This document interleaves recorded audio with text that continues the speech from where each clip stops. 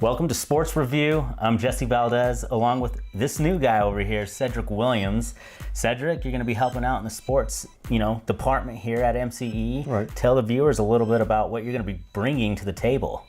Well, what I'm going to be bringing is in-depth sports information and reviews throughout the year, along with product reviews of new products that come out in the region, in the city, and the state, bringing them to you guys so you can see what news coming out. So let's actually get straight into it. We're going to start with something a little sad. Roy Halladay, is that correct? Right. 41 years old.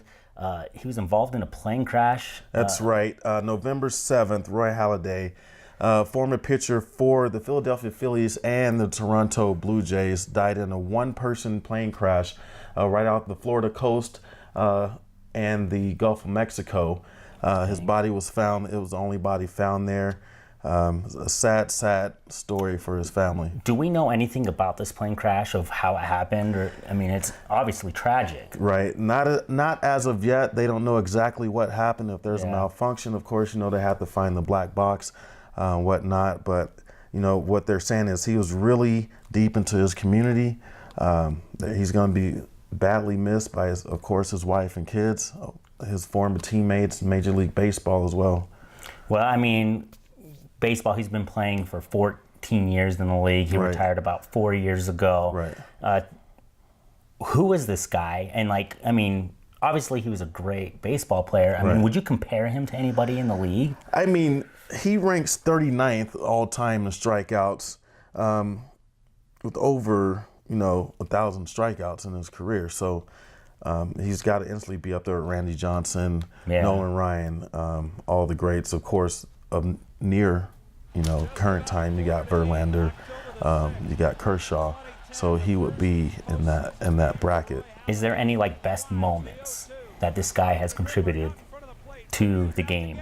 We're talking about a two-time Cy Young winner. He's been to the All-Star game 8 times, 8-time All-Star. It's their name. It's endless what he brought to the game, and as people hear his ex-teammates and even pitchers that he kind of mentored along the way after he finished up, that he's going to be missed, and it's kind of invaluable experience that he brought.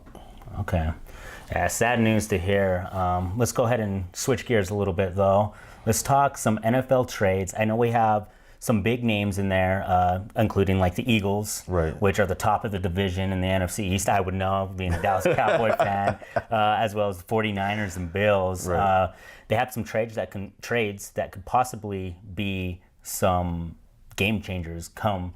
The playoffs are still a ways away. Right. But it definitely can make a change going into the playoffs. Right. The biggest acquisition that the Eagles made was Jay Ajayi from the Miami Dolphins, bringing in another running back to add to Blunt, who was already a big guy back there. Blunt goes about 6'4", 6'5", 230, 240 pounds possibly. So you bring someone in to spell him and give him a rest every now and then. It's only going to make them better. Wentz is playing so much better in his second year, and they're on a roll at 8-1. It doesn't look like anyone in NFC East or NFC is going to be able to catch him. I beg to differ there. I know you're a Cowboys fan. Are coming up, right? That will be the game changer when Dallas plays them, to see what really happens. We'll see what happens if Ezekiel makes it back or doesn't make it back. Because that's kind of weird too. It's an on and off. Is he going to play next week? It's like an every week thing. You don't know. Right. So what else do we have? What other trades are really important? The 49ers made a big jump and made a trade for Jimmy Garoppolo from the New England Patriots. So I guess it's one of those things where it's like a used car. You only need it every once in a while, and it works good for you. So his value went up, and the 49ers bit, and they took it. Of course, they needed a quarterback. They've been struggling in recent, And that's what I was going to say. Do the 49ers really have anything to lose at this point? They don't have anything to lose or win. I remember towards the beginning, like I said, it's still kind of the beginning anyways, but towards the beginning of the season, this team was losing by a 3-point deficit. Right. Dallas came in, and it was a little different then, but then the Eagles came in, and they made it even a bigger deficit. So at this point, is it really it's a win no matter what for them? It's hard to say because a couple weeks ago they waived Navarro Bowman, who was their leading tackler from the linebacker spot, who's now with the Raiders. So it's one of those things where you thought they were going to try to tank, but they go and get Garoppolo and see if they can salvage something there. I don't think they're going to make the playoffs. It's possible since, the Arizona Cardinals have lost their quarterback. They might be able to slip in there. I don't see it happening, but anything's possible in the NFL. And then is there any other trades going on as well? Right. The Carolina Panthers gave up on Kelvin Benjamin.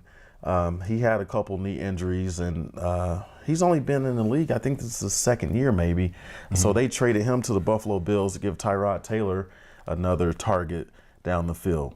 Okay. So, they've taken a loss in the last week or so. We'll see if they can rebound, the Bills that is, and turn that thing around the AFC. So with these teams making these big trades, who do you think is going to benefit the most? The most, I would have to say at this point, it's got to be the Eagles. That's the odds-on pick. 8-1. Who else in NFC? Of course, you're going to say the Cowboys. But there's no one really close to them right now in the NFC record-wise that I can think of. You got Green Bay, who I think is even right now. Hey, 4-4. If Dallas beats them out and wins all their games come towards the end of the season, come on, Cedric. If was a fifth, we'd all be drunk. But we'll see what happens. But the Eagles, you'd say they would probably be getting the bit right now. Right now, halfway. What are we halfway? A little bit under halfway. They're the odds-on pick, I would say, in my opinion. Okay, well, that's good to know. We'll see what goes on in the NFL. Now we're going to go to the NBA. The NBA, we're talking. They call him the Greek Freak. They're calling him the next big thing. I think even LeBron mentioned that he could be the next big thing. I don't want to say his name because it seems way too complicated to say. Cedric, it's Giannis Antetokounmpo. Okay. 22-year-old Athens, Greece kid. He's been in the league since 2013. 2013. Okay. Now, if you have to guess, how tall would you say he was when he was drafted?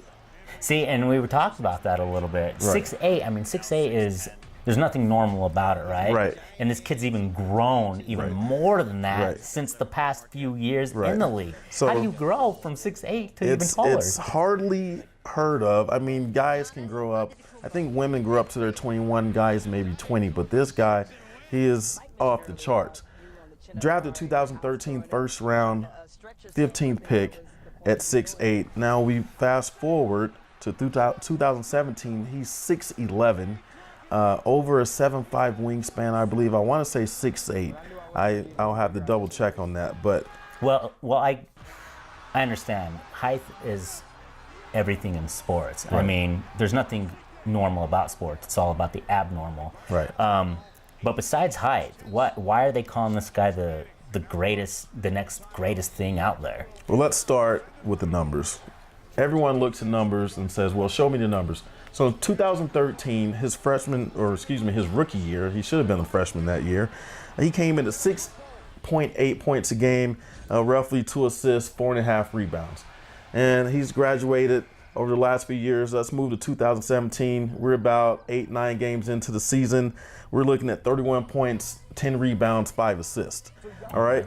So let's look in comparison, and let's throw a couple blocks in there as well. So comparing him to former players, I'll say, in my eyes, passing, he's kind of like a Magic Johnson, Penny Hardaway, big man passer. Okay. He's tall, long, lean, muscle, no-look passes, direct passes, lobs.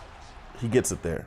Rebounds, long, aggressive, and he goes for it. I put him in that Kevin Garnett range. Scoring, really? I put him in that Kevin Durant range, along with maybe a George Gervin, Iceman, because he is so smooth. He gets to the rack with ease. He can dunk on anyone. He can shoot over anyone. No one can block his shot. He's taking it over LeBron. He's taking it over to Carmelo. He's taking it over KD. So would you say it's not too soon, too close to call he's the next big thing? Because there's been players out there that they called, he's going to be the next Michael Jordan, and then the bar is set to right here, and they reach right here, and it's nothing like that. Is Is this not going to happen? Well, I've never Is this a heard different case? I've never heard Michael Jordan call someone the next Michael Jordan. So when you have people like LeBron, Kevin Durant, Steph Curry, Jason Kidd, Kyrie Irving saying this guy is the face of the NBA, he's the next best thing, he might be the logo, then that's when you know it's time to pay attention to him. Dang. So there's a lot to look forward to. A lot to look forward to. Well, I think that's it for the show, correct? But It we'll is. have a lot more in the coming weeks to do with some sports. But for now, this is Cedric Williams. I'm Jesse Valdez, and we're plugging you into everything that matters.